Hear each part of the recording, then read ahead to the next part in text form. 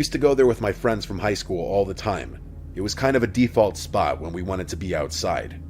We'd hang out, talk, smoke, or just appreciate the view. I actually hadn't been there in a while because I was just so busy working all the time, so I figured going there would deliver a much-needed nostalgia rush. When I got to the preserved parking area, it was completely empty.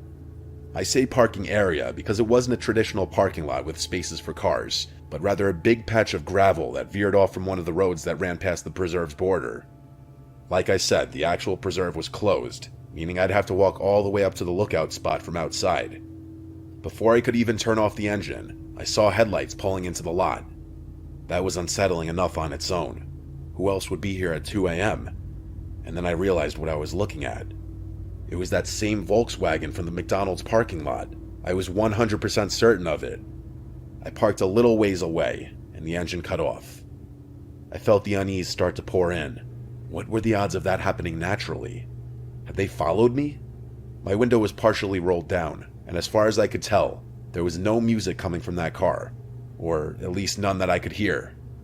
After nothing happened for a good minute or so, my fear started to fade. They were probably doing the same thing I was, out for some fresh air or a smoke. It's a pretty popular spot for that kind of thing, but I was just so weirded out considering how late it was. I couldn't shake the feeling that something was off, even though I concluded that it was just one of those unexplainable coincidences. I sat there for a minute, debating if I should just go home. I didn't want to leave, but I didn't want to be alone either. I picked up my phone and FaceTimed one of my close friends who lived a few minutes away.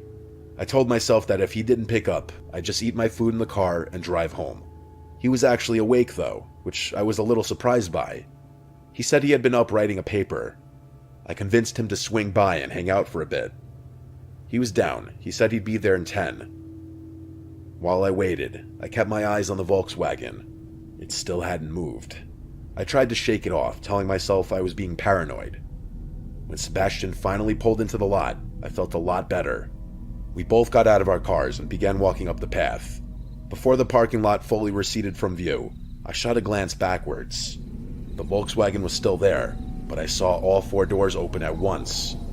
4 guys stepped out. They just stood there for a few seconds looking at each other. They weren't even talking, just looking around at each other. It was freaky. I nudged Sebastian, who realized what I was looking at. Before they could see us, we continued walking up the path so that the lot was obstructed from view. Alarm bells were going off in my head, but Sebastian didn't seem that concerned. He told me they were probably just going out to smoke.